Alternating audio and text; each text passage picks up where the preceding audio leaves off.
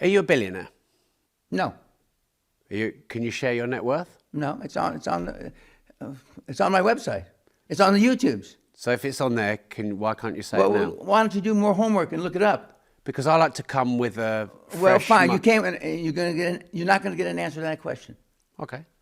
But I should still ask it, shouldn't Fine, I? you should. Yeah. There's a lot of things you should have done in your career you didn't. So Yeah, this is true. just one more. So I find this a paradox. I'd love your thoughts on this.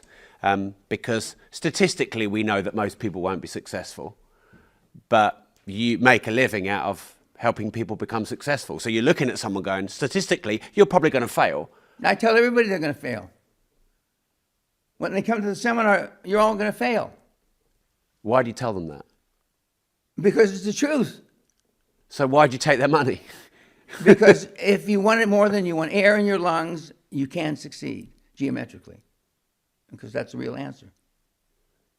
So you know most of them will fail, but if they want it enough, you can teach them how to be successful. No. All my material is free on my website. I don't teach them a fucking thing when they come here. Why do they come here then? Talk about paradoxes? Yeah. That's a big one. So can you answer that? No, Why I do they can't. come I here? really can't. You can't because you don't know or you don't want to. No, it has nothing to do with me not wanting to. I mean, for 30 years they've come here. How much do they pay? I just checked before I walked in. The regular seminar is £27,000. And do they stay here as well? Yeah. Yeah. So someone pays £27,000 and how long are they here for? A week. And they're learning nothing that they couldn't learn for free off you online. And I've said that a million times would be an exaggeration, but at least 10,000 times. So why do they come? Maybe you'll be able to find out for me. It definitely intrigues me. That maybe there must be an experience element then. Do people want to be paying £27,000 just to be called a cunt all day? Do you think they enjoy that? You'd have to ask them. Yeah. But do you not get feedback from them? Do they not tell you why when they're drinking? We stopped asking for feedback and testimonials 15 years ago. Why? Because they were always the same.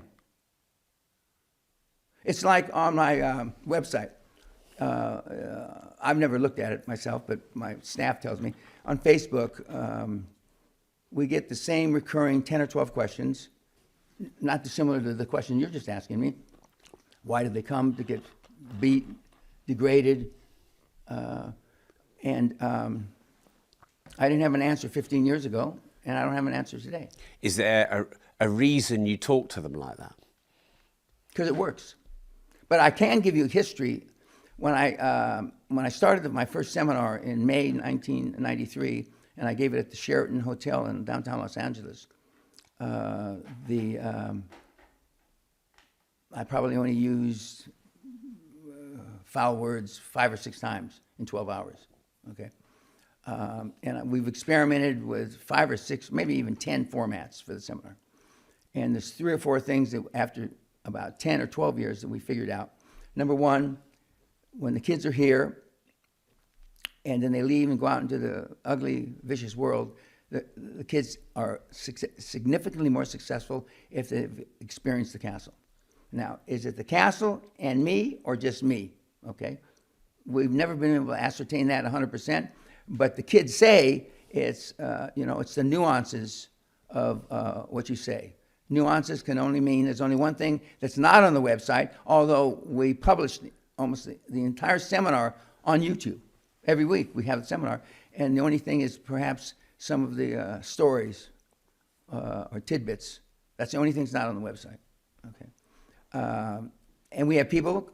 One of our most successful devotees, who's created about 500 million euros in his career, has been to the seminar 8 times. The 8th time he brought his wife. Okay, another Hall of Famer has been to the seminar 13 times. No discount, no, just okay. We have several of the people that have been here 2 or 3 times. I just got an email from a kid, a current superstar from Austria, who's created about 500 million euros in 2.5 years. He says, I need a fresh up. I think that means another seminar. because default's a bitch. We're the average of the 5 people we spend the most time with. Okay, most it's maybe a mom, maybe a part-time dad, maybe traveling or maybe he left, a brother, a sister maybe, a grandparent, if not a sister, the guy next door. Now, how do those 5 people know anything about creating a high-performance person? They know zero, i.e. you get zero. And even in new math, when we ask the questions, what's the highest performance thing your grandparents ever did? Nothing. What's the highest performance thing your parents ever did? Nothing. What's the highest performance thing your siblings ever did? Nothing. Even in new math, 0, 0, and 0 is 0, i.e. they've created nothing. Most Brits have low self-esteem. Why? Tradition. What does that mean? You know what the word tradition means? I do, but there's a lot of context of that word. So Well, I'm telling you the simplest context. It's like you don't want to talk about money if you're rich here. I love talking about money. Well, you're not rich.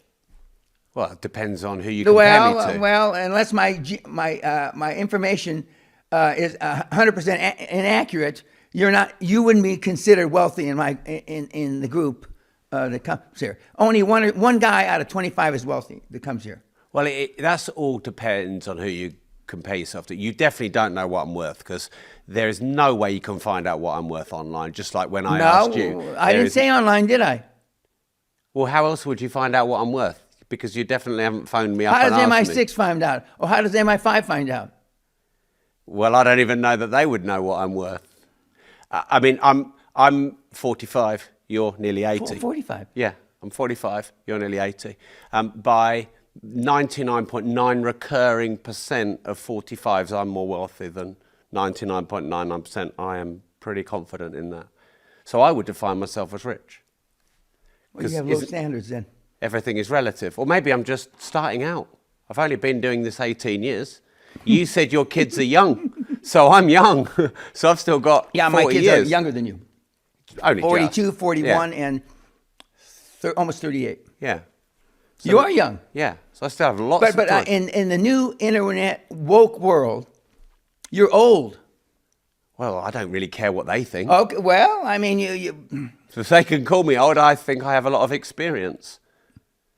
You know, Well, if any punk can make a load of money in crypto overnight and not build the skills to hold on to wealth. And most of them for don't have the decades. skills. Yeah, because you have to build wealth skills over time, going through hard challenges. wealth is built on a series of transactions, i.e., including time. Sally and I went to cash when I turned 60 years old, 18, 19 years ago.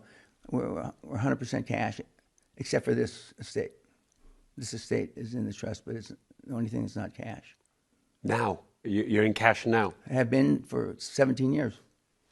But what about all the inflation through 2020, wiping out 10% plus a year of it? I know you didn't come over here for me to insult your intelligence, but anybody that worries about inflation is either fucking poor and not making any money or listens to the fake news too much. Can you explain why? Yeah, I can explain why. High performance people like me just make more money. Someone like me isn't interested in a return on my investment. I'm interested in a return of my investment. The easiest thing for me to track and make sure that I get back is cash. But how do you make 10% return on cash? I don't. What do you do then? My investments, the things that I invest my time and money in, bring me percentages in the hundreds. So you're not in cash, you're in asset No. classes. All my assets went to cash. Everything from my 60th birthday on that I invested time in, I got ownership in. That's not in cash.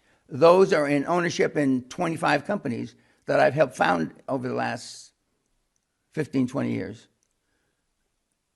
And so what's the reason for you being that liquid for that long? When you leave here, I want you to go back and look on YouTube, and I've got 2 or 3 links, I think, to 100-foot wave, 200-foot wave, 1,000-foot wave. When the big tsunami comes and wipes all your savings away, if you have any.